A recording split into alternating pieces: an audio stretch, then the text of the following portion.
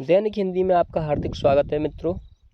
आज की वीडियो में हम हिंदी भाषा में व्याकरण का स्वरूप जानेंगे। तो देखते हैं मित्रों, हिंदी भाषा के व्याकरण स्वरूप को हमने दो पक्षों में विभाजित किया है।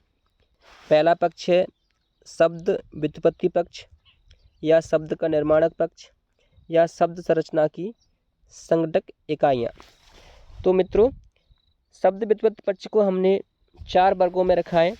उनमें सबसे पहले है उपसर्ग, फिर प्रत्यय, उसके बाद संधि और फिर आएगा समास। तो ये वो मूल शब्द हैं, इनके माध्यम से शब्द की व्युत्पत्ति या शब्द का निर्माण होता है।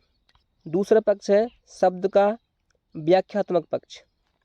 तो शब्द के व्याख्यात्मक पक्ष को हमने 3 वर्गों में विभाजित किया है, जिसमें पहला है विकारी, दूसरा अविकारी और तीसरा विकारक। विकारी पक्ष में जो शब्द आते हैं जिसमें संज्ञा, सर्वनाम, विशेषण और क्रिया। अविकारी में क्रिया विशेषण, समुच्चय बोधक, संबंध सूचक और विस्मयादि बोधक। विकारक में मित्रों लिंग, वचन, कारक, काल और वाच्य आते हैं। तो यहाँ पर हमने आपको ये संक्षिप्त परिचय दिया। अब हम इन शब्दों को क्रम से पढ़ेंगे, जिसमें पहला उपसर्ग।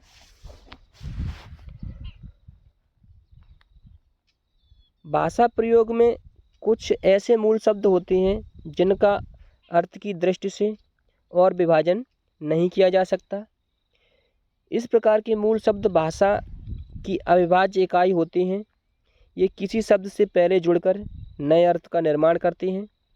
क्योंकि ये स्वतंत्र शब्द के रूप में प्रयुक्त नहीं होते हैं, इसलिए इन्हें शब्दांश कहा जाता है। आगे देखते हैं।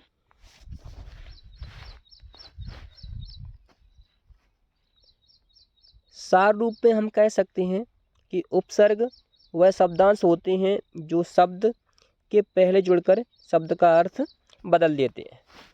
जैसे उपसर्ग शब्द उपसर्ग पूर्वसृज धातु से घई या अप्रत्यय जोड़ने से व्युत्पन्न हुआ है, जिसका शाब्दिक अर्थ है समीप में रखा हुआ या समीपस्थ, सृष्टि करने वाला। उपसर्ग समीपार्थ का तथा सर्ग सचनता का वाचक है, अर्थात ऐसा शब्दांश जो मूल शब्द के समीप आकर नए शब्द का निर्माण करे या सृजन करे, उसे उपसर्ग कहा जाता है। जैसे मित्रों, यदि हम हार शब्द के पहले प्रउपसर्ग जोड़ देते हैं तो शब्द बनता है प्रहार। ऐसे ही हार मूल शब्द के पहले बी उपसर्ग लगाते हैं तो विहार, आ जोड़ने से आहार और सम जोड़ने से संहार और पर जोड़ने से परिहार। तो उपसर्ग प्रयुक्त होकर हा धातु के अर्थ को कई संदर्भों में परिवर्तित कर देते हैं। वस्तुतः उपसर्ग धातु के पूर्व में आकर कभी तो उसके मूलार्थ को पूर्णतः बदल देते हैं। जैसे जय, तो इसका मूलार्थ बदल गया पराजय। कभी उसका समर्थन करते हैं, जैसे कांक्षा, तो इसका अर्थ हो गया आकांक्षा। तो कभी उस अर्थ में विशेषता उत्पन्न कर देते हैं, जैसे शेष का विशेष। एक उदाहरण और देखिए मित्रों, यहाँ पर हमने एक मूल शब्द और लिया है। वो मूल शब्द कौन सा है तो देखते हैं। जैसे मित्रों, यहाँ पर देश मूल शब्द है, जिस धातु से बना है, जिसका एक अर्थ है एक निश्चित स्थान या भूभाग। यदि इस शब्द में प्रउपसर्ग जोड़ने से प्रदेश प्रकृष्ट देश बना। वि उपसर्ग से विदेश, ये देश का विपर्यार्थक है। आ जोड़ने से आदेश, अर्थ हुआ हुकूमत। सम उपसर्ग से संदेश, इसका अर्थ हुआ किसी के पास भिजवाया गया महत्वपूर्ण समाचार या वृतांत। उपसर्ग से उपदेश, जिसका अर्थ हुआ है शिक्षा, सीख, निर्देश या नेक सलाह। निर उपसर्ग से निर्देश, जिसका अर्थ बनता है बतलाना, दिखलाना या संकेत करना। और सु उपसर्ग से सुदेश, जिसका अर्थ होता है अच्छा है जो देश। ऐसे ही कु उपसर्ग से कुदेश, इसका अर्थ है बुरा है जो देश। अनु उपसर्ग से अनुदेश, इसका अर्थ है कोई कार्य करने हेतु विशेष रूप से समझाना। तो इस प्रकार एक ही देश शब्द के अनेक भिन्न भिन्न संदर्भों में नए नए शब्दों का निर्माण एवं अर्थ वैविध्य उपसर्ग जोड़कर ही किया जा सकता है। तो यहाँ हमने देखा कि एक मूल शब्द में उपसर्ग जोड़ने से कितने अनेक शब्दों के अर्थ ग्रहण किए जा सकते हैं, तो इसलिए हमें उपसर्ग का विशेष ध्यान रखना है। अब हम और उदाहरण के माध्यम से समझते हैं। तो मित्रों, यहाँ पर हमने एक शब्द लिया है योग। अब योग मूल शब्द में हम उपसर्ग जोड़ने से कितने नए शब्द बना सकते हैं, तो देखते हैं। तो मित्रों, योग में यदि हम सम उपसर्ग जोड़ देंगे तो शब्द बनता है संयोग। वि जोड़ने से वियोग, आ के योग से आयोग, दुर जोड़ने से दुर्योग, कु के योग से कुयोग, ऐसे सु जोड़ने से सुयोग, प्र जोड़ने से प्रयोग, आयोग जोड़ने से अयोग और प्रति से प्रतियोग। तो यहाँ पर मूल शब्द हमारे पास योग ही है, लेकिन हम इसमें उपसर्ग किए तो इस मूल शब्द योग से हमें अगला शब्द है चार। अब मित्रों, इस चार मूल शब्द में हम उपसर्ग जोड़ करके देखेंगे कि और नए शब्द कौन कौन से बने हैं। जैसे चार में हमने प्र जोड़ा तो ये शब्द बन गया प्रचार, आ जोड़ा तो आचार, वि जोड़ा तो विचार, सम से संचार। अब यहाँ पर मित्र ये दो उपसर्ग हैं, दुर प्लस बी, तो दो उपसर्ग के जोड़ने से भी दुर्विचार। मूल शब्द में जरूरी नहीं है कि एक उपसर्ग जोड़ने से ही शब्द का निर्माण हो, कभी कभी दो या तीन उपसर्ग जोड़ने से भी एक नए शब्द का निर्माण हो जाता है। ऐसे ही यहाँ पे सु प्लस वी उपसर्ग जोड़ने से सुविचार, क्योंकि चार इसमें मूल शब्द है और इसमें दो उपसर्ग जुड़े हुए हैं, सु और वी। ऐसे ही निर प्लस वी उपसर्ग जोड़ने से निर्विचार, उपसर्ग जोड़ने से उपचार और अति प्लस आ जोड़ने से अत्याचार। मित्रों, यहाँ पर जो अत्याचार शब्द है ये यण संधि का भी उदाहरण है। आगे देखते हैं। विशेष में उपसर्ग से व्युत्पन्न या निर्मित शब्द प्राय अविकारी शब्द होते हैं, अतः उपसर्ग पूर्व पद वाले शब्द अव्ययभाव समास के उदाहरण होते हैं।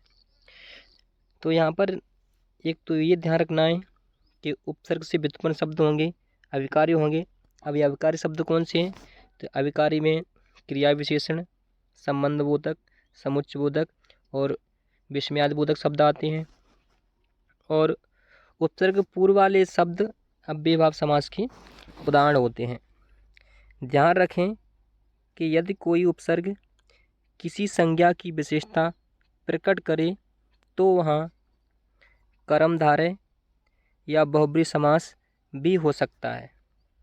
यद्यपि उपसर्गों के प्रयोग से व्यक्तिवाचक संज्ञापद जैसे सुशील, सूरज, सज्जन, अविनाशी, अनंत, विमलेश, सुनंदा, तो ये व्यक्तिवाचक संज्ञापद हैं। इनमें सुशील में सु उपसर्ग है, सूरज में भी सु उपसर्ग है, सज्जन में सत उपसर्ग है, अविनाशी में अवि, अनंत में अ, विमलेश में वी और सुनंदा में सु उपसर्ग है। आगे देखते हैं। जातिवाचक संज्ञापद जिसमें परदादा, परपोता, प्रपौत्र, कार्यशाला, प्राचार्य, प्रभाग, अनुभाग और विभाग।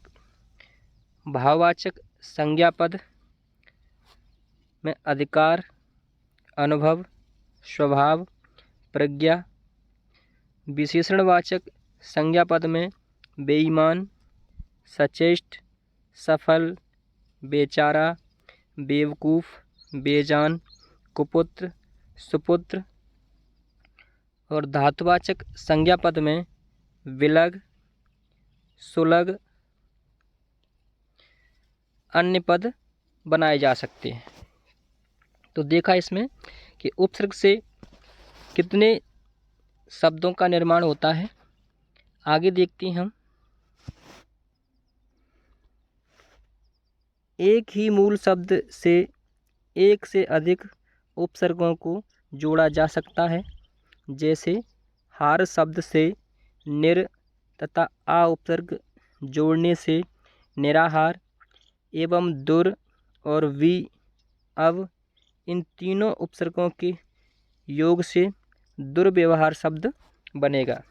तो मित्रों ये भी ध्यान देना है कि एक शब्द से एक उपसर्ग के अलावा 2 या 3 उपसर्गों को जोड़ करके शब्द निर्माण किया जा सकता है। आगे, मूल शब्द के साथ उपसर्गों का योग होने पर संयोग एवं संधि दोनों प्रक्रियाओं से शब्दों का निर्माण होता है।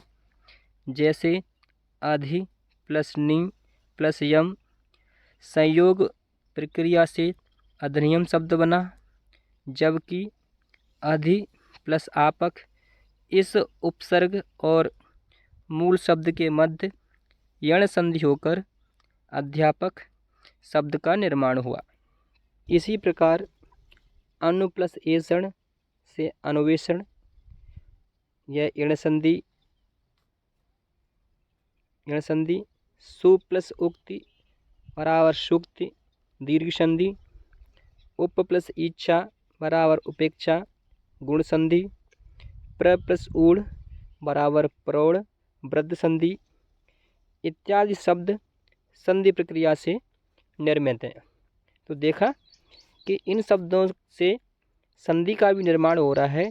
यहाँ पर यण संधि, दीर्घ, गुण और वृद्ध संधि के शब्द निर्मित हो रहे हैं।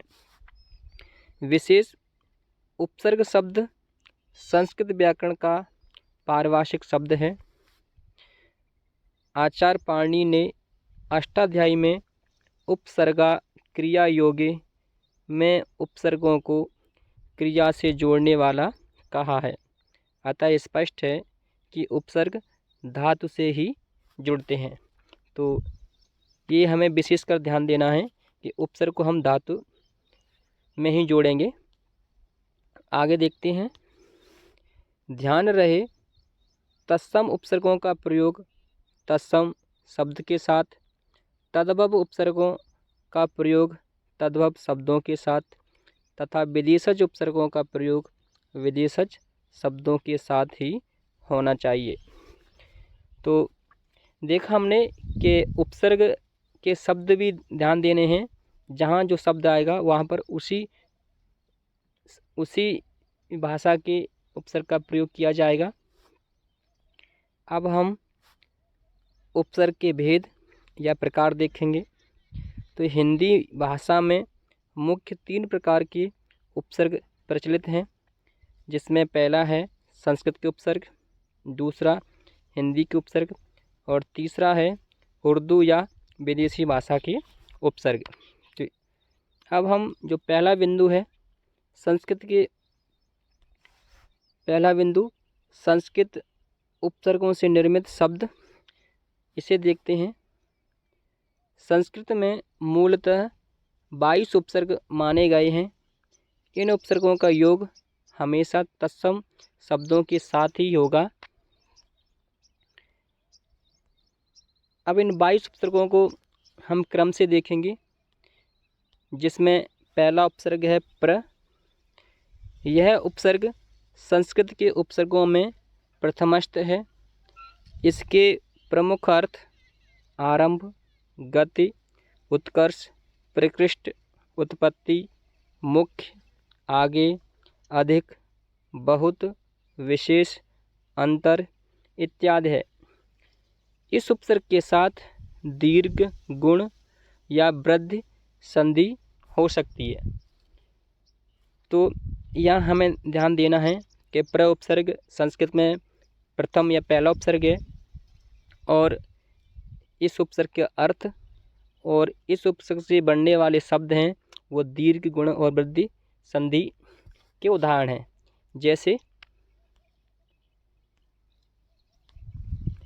प्रार्थना, प्र प्लस अर्थना दीर्घ संधि, प्रालेख प्र प्लस आलेख दीर्घ संधि, प्रेक्षा जिसका अर्थ है देखना, प्र प्लस इच्छा गुण संधि, प्रेरणा प्र प्लस ईर प्लस ना गुण संधि।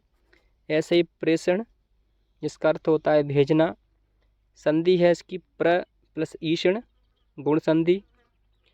प्रेषित का अर्थ है भेजा हुआ, संधि है प्र प्लस ईषित और यहाँ पर भी गुण संधि। ऐसे ही आगे है प्रोड़ोक्ति। प्रोड़ोक्ति ये काव्य अलंकार है और यह प्र प्लस ऊढ़ प्लस उक्ति के योग से प्रोड़ोक्ति शब्द बना है। तो यहाँ पर हमने प्र उपसर्ग के बारे में देखा कि प्र उपसर्ग से निर्मित शब्द हैं वो दीर्घ संधि, गुण संधि और वृद्ध संधि के उदाहरण हैं। अब हम अगला उपसर्ग देखते हैं। अगला उपसर्ग है परा उपसर्ग। परा का अर्थ दूर, पीछे, विपरीत, उल्टे क्रम से, एक ओर से, की ओर इत्यादि अर्थों को प्रकट करने के लिए धातु या संज्ञा से पूर्व लगने वाला उपसर्ग है। तो हमने देखा कि परा उपसर्ग का अर्थ दूर या विपरीत उल्टे क्रम में होता है, लेकिन यह उपसर्ग हमेशा धातु, क्रिया और संज्ञा के पूर्व लगेगा। जैसे परास्त तो परा प्लस अस्त, पराकरण तो परा प्लस आ प्लस करण। ऐसे ही पराकाश तो परा प्लस आ और प्लस काश। तो ये शब्द हैं मित्रों। यह हमारा मतलब उपसर्ग बताना हमारा यहाँ हमारा मात्र यही उद्देश्य है कि आप उन उपसर्गों के अर्थ को पहचान जाएं, जिससे इनसे संबंधित कोई भी शब्द आए तो उनको आप छांटकर बता सको कि उन शब्दों में कौन सा उपसर्ग है। इसलिए हम प्रत्येक उपसर्ग को अर्थ सहित परिभाषित कर रहे हैं। तीसरा उपसर्ग है परोपसर्ग। इसका अर्थ है दूसरा। जैसे पराधीन, पर प्लस अधि प्लस इन, अर्थ हुआ इसका दूसरों के अधीन। ऐसे ही परावर, पर प्लस अवर, पहले का या और पीछे का। आगे देखते हैं परार्थ, पर प्लस अर्थ, दूसरे के लिए। परारे, पर प्लस अरे, दूसरे का शत्रु। मित्र यहाँ पे पर ये प्लस का चिन्ह लगा लेना इनके बीच में। तो यहाँ पर हमने पर उपसर्ग के बारे में देखा। तो इसका अर्थ हमेशा दूसरा होता है और इनके कुछ हमने उदाहरण भी देखे। अब हम अगले बिंदु का उपसर्ग देखते हैं। बिंदु है 4 नंबर पे अप उपसर्ग। अप उपसर्ग निकृष्टार्थक है, जिसका अर्थ निरादर, बुरा, निषेध, बुराई, हीनता, दीनता, अपकर्ष, विकार, भ्रष्ट, गिरा हुआ, अशुद्ध, अयोग्य इत्यादि अनेक अर्थों के लिए मूल शब्द या धातु से पूर्व जुड़ने वाला उपसर्ग रूपी अव्यय है।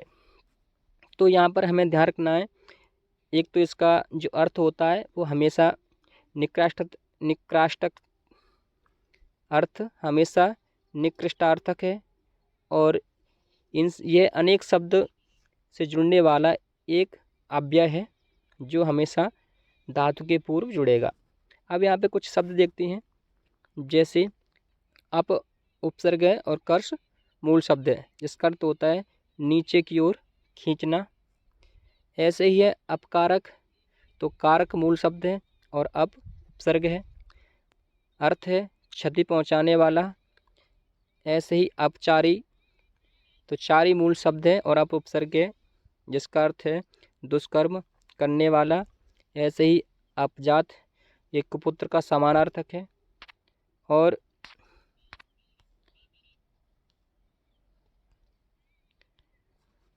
और ये अपभ्रंश, जिसका अर्थ है भ्रष्ट शब्द, भ्रष्ट भाषा, या संस्कृत से भिन्न कोई भी भाषा या गिरा हुआ रूप।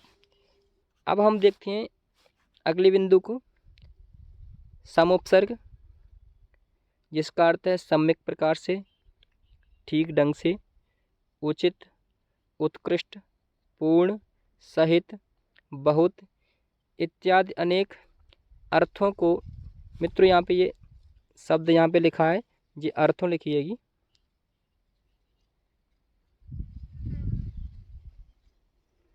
अर्थों को प्रकट करने वाला उपसर्ग है।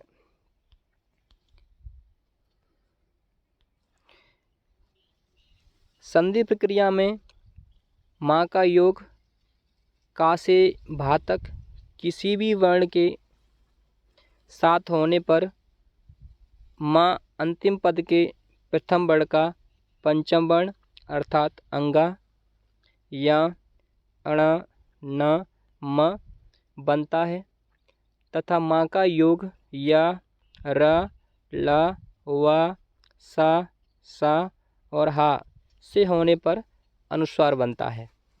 तो ये संधि नियम है। जब हम संधि प्रकरण पढ़ेंगे तो हम आपको बताएंगे। यहाँ कुछ शब्द दिए गए हैं, जैसे संकट, तो सम प्लस कट, ऐसे ही संकलन, सम प्लस कलन। आगे देखते हैं समकर्षण, तो सम प्लस कर्षण, ऐसे ही संकल्प, सम प्लस कल्प, संक्रांति, सम प्लस क्रांति, संक्षेप, सम प्लस क्षेप। मित्रों यहाँ पर ये आदत अच्छा है। ऐसे ही शंकर। तो ये सारे शब्द देखे, इन सभी शब्दों में सम उपसर्ग है। अगला बिंदु है अनुपसर्ग। अव्ययीभाव समास बनाने के लिए अनुपसर्ग संज्ञात शब्दों के साथ प्रयुक्त होता है तथा क्रिया व कृतज्ञ शब्दों से पूर्व जुड़ता है। अनुपसर्ग ही सह, सादृश्य, बीप्सा, पश्चात, पीछे, संग, साथ, बार बार, समान, प्रति, क्रमानुसार इत्यादि अनेक अर्थ हैं। यह उपसर्ग दीर्घ संधि, यण संधि के उदाहरणों में काम आता है। तो समास का ध्यान रखना है। एक तो यहाँ पर अव्ययीभाव समास बनेगा, उसके बाद कुछ क्रिया शब्दों से जुड़ करके संज्ञा पद बनेगा, उसके साथ ही यहाँ पर दीर्घ और यण संधि के उदाहरण बनाने में भी काम आता है। जैसे शब्द है अनुप्रास, और अनुप्रास एक अलंकार है और यह अनु प्लस प्र प्लस आस के संयोग से मिलकर बना है, जिसमें अनु उपसर्ग है, प्र उपसर्ग है और आस ये प्रत्यय है। तो अनुप्रास जो शब्द बना है इसमें कोई भी मूल शब्द नहीं है, यह उपसर्ग और प्रत्यय के योग से बना है। ऐसे ही अनुप्रयोग, जिसका अर्थ होता है अतिरिक्त उपयोग। ऐसे ही अनुबंध, बंधा हुआ। अनुमेय, अनुरंजक का अर्थ है प्रसन्न करने वाला। अनुवाक, वेद का उपवाक। अनुवात, वह दिशा जिस ओर की हवा हो। तो देखा मित्रों, यहाँ ये हमने कुछ उदाहरण लिए थे, तो इन सभी में अनुपसर्ग है। अब हम आगे देखते हैं, 7वें बिंदु पे है अवउपसर्ग। अब एक उपसर्ग विशेष एवं अव्यय है जो बुरा, कमी, निश्चय, दूर, परे, नीचे, हीन, उतार, निषेध, अनादर, बुराई, व्याप्ति, आश्रय, फासले पर ज्ञान, ध्यान इत्यादि अनेक अर्थों का वाचक है। तो देखा अब उपसर्ग के कितने अर्थ हैं, तो इसलिए हमने अब उपसर्ग के अर्थों को विस्तार से लिखा है, जिससे हमें समझ में आए कि इनके अर्थ कौन कौन से ग्रहण किए जा सकते हैं। विशेष में हमें ध्यान देना है कि अवधी भाषा के संदर्भ में यह शब्द अवध शब्द से ई प्रत्यय जुड़ने से बना है, अतः यहाँ अब उपसर्ग नहीं है। तो यहाँ पर जो अवधी जो हमारी भाषा है ये अवधि शब्द में हमें विशेष ध्यान देना है कि अवधि में आप उपसर्ग नहीं है, क्योंकि अवध मूल शब्द है और इसमें ई प्रत्यय जोड़ने से अवधि शब्द बना है। यह शब्द आ उपसर्ग तथा वध मूल शब्द से निर्मित है, जैसे अवधूत हिलाया या त्यागा हुआ, अवकलित देखा हुआ, अवनी पृथ्वी या पृथ्वी भी होती है, और अवगा। अगला बिंदु निस उपसर्ग, इसका भी अर्थ बिना, निषेध, रहित, बाहर, दूर, अत्यंत, निश्चय, आदेश, अतिक्रम, पूर्णता, अतिक्रमण इत्यादि अनेक अर्थों का वाचक है। ब्रह्मवशात हिंदी संधि प्रकरण में निस निर के स्थान पर नि उपसर्ग का प्रयोग किया जा रहा है। तो यह हमें ध्यान देना है कि निस उपसर्ग है, और निस उपसर्ग ये हमेशा निषेधात्मक है, निषेधात्मक अर्थ देता है, लेकिन संधि प्रकरण में निस और निर के स्थान पर नहीं जो विसर्ग लगा करके प्रयोग करते हैं वो कि गलत है। जैसे निस प्लस तारक से निस्तारक, निस प्लस सहाय से निस्सहाय। तो यहाँ पर जो निस आ रहा है यहाँ पर विसर्ग न होकर के सा रहता है। पहला बिंदु है कि निस उपसर्ग के दंत सा का ऊष्म वर्णों सा से युग होने पर सा के स्थान पर विसर्ग होता है, जैसे निह प्लस शुल्क। तो वहाँ पर जब निस आएगा तो ये विसर्ग हो जाएगा। तो एक यह ध्यान देना है। दूसरा बिंदु है कि निस का योग का तथा पा वर्गों, अब का वर्ग में भी 5 वर्ण आते हैं और पा वर्ग में भी 5 वर्ण आते हैं, किसी भी वर्ण से होने पर निस का निस बन जाता है। जैसे यहाँ पर ये निस है, इसमें सा दंत सा है और दंत सा मूर्धन सा में बदल जाता है। तीसरा बिंदु है निस का योग च और छा से होने पर निस का निस बन जाता है, तो यहाँ पर भी दंत सा मूर्धन सा में बदल जाता है। ऐसे ही निस, निस व निस इन तीनों ही स्थितियों में उपसर्ग निस ही होगा, क्योंकि मूल उपसर्ग निस ही है और निस में यह परिवर्तन संधि नियमों के कारण होगा। अब यहाँ पे कुछ उदाहरण दिए हैं, जैसे निसंकोच, निस सम प्लस कोच। मित्र यहाँ पे प्लस का निशान लगा लेना। तो यहाँ पे निस भी उपसर्ग है, सम भी है और कोच मूल शब्द है। तो मित्र यहाँ निस में ये सा है ना, ये सा हलंत सा है। ऐसे निसंक्रमण, तो निस सम प्लस क्रमण, निसंदेह, तो निस सम देह। ये शब्द निसंदेह कई बार हम लिखने में गलती कर देते हैं, तो ध्यान से देखना कि निसंदेह में जो सा है वो पहले अर्ध सा है फिर पूर्ण सा है। ऐसे ही निसंसार, तो निस सम प्लस सार। 9वां बिंदु है निरुपसर्ग, जिसका अर्थ है मुक्त, निर्णय, दुर्गति, प्रतिषेध, निषेध, निश्चय, अत्यंत, बिना, रहित, दूर, बाहर, विनिर इत्यादि अनेक अर्थों का वाचक है। जैसे निरग्नि अर्थ होता है अग्नि रहित, तो निर प्लस अग्नि। ऐसे निरंकुश अंकुश रहित, निर प्लस अंकुश। ऐसे ही है निरंग, तो ये बिना अंग के, निर प्लस अंग। ऐसे ही निरंजन, जिसका अर्थ है दोष रहित, और ये इसमें निरंजन का है निर प्लस अंजन। मित्र यहाँ पर भी प्लस का चिन्ह लगा लेना। अब हम देखते हैं 10वां उपसर्ग है दुष् उपसर्ग, जिसका अर्थ है बुरा, खराब, दुष्ट, घटिया, कठिन या दुर्दर्श। इत्यादि अनेक अर्थों को प्रकट करने के संज्ञा शब्दों के पूर्व और कभी कभी धातुओं से पूर्व भी जुड़ता है। अधिकतर दुस उपसर्ग का प्रयोग संज्ञा शब्दों के पूर्व होता है, लेकिन कभी कभी धातुओं या क्रियाओं के पूर्व भी लगाया जा सकता है। इनके दुस उपसर्ग से संबंध कुछ बिंदु दिए गए हैं, तो इन्हें देखते हैं। जिसमें पहला बिंदु है कि दुस का दुस ही रहे तो संधि नहीं माननी चाहिए। जैसे उपसर्ग में दुस है और दुस का दुस ही रहेगा तो वहाँ पर कोई भी संधि नहीं होगी। मित्र यहाँ उपसर्ग में हलंत लगा देना। जैसे दुस प्लस साहस शब्द बना दुस्साहस, तो यहाँ पर कोई संधि नहीं है।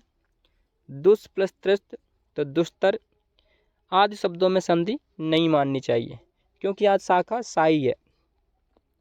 अगला बिंदु है च छ तथा सा से पूर्व आया हुआ दुस ही दुस बन जाएगा। जैसे च छ और सा से पूर्व दुस आए तो दुस बन जाएगा, मतलब ये दंत सा तालब सा में बदल जाएगा। यहाँ पर भी मतलब हलंत लगा हुआ है। जैसे देखते हैं दुस प्लस चरित शब्द बना दुष्चरित। ऐसे दुस प्लस छल ये शब्द बन गया दुष्छल। तीसरा बिंदु है दुस का संबंध क प और फ आदि वर्णों से होने पर दुस का दुस बन जाता है।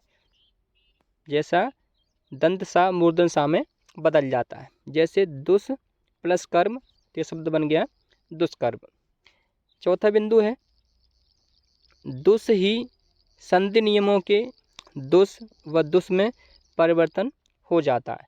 तो यहाँ पर जो पहला जो बिंदु है जहाँ पर दंत सा का दंत सा रहेगा तो वहाँ पर संधि नहीं होती है, लेकिन जैसे ही दंत सा तालव्य सा या मूर्धन सा में बदल रहा है तो वहाँ पर संधि होगी। अब यहाँ पे कुछ हम शब्दों के माध्यम से समझने का प्रयास करते हैं। जैसे शब्द है दुष्परिणाम, तो दुस प्लस पर प्लस नाम। तो मित्रों यहाँ पर ये रा आ रहा है और रा के कारण ना अणा में बदल रहा है, तो दुस दंत सा है लेकिन यहाँ मूर्धन सा में बदल गया। ऐसे ही दुष्काल, तो दुस प्लस काल, दुस्शासन, दुस प्लस शासन। तो मित्रों आज की वीडियो में मात्र हमने 10 उपसर्गों के बारे में बात की और आगे के उपसर्गों के बारे में हम अगले वीडियो में बात करेंगे। आपको हमारा ये प्रयास कैसे लगा कमेंट में ज़रूर लिखें। अब हम मिलते हैं आपको एक नई वीडियो के साथ, तब तक के लिए जय हिंद, वंदे मातरम।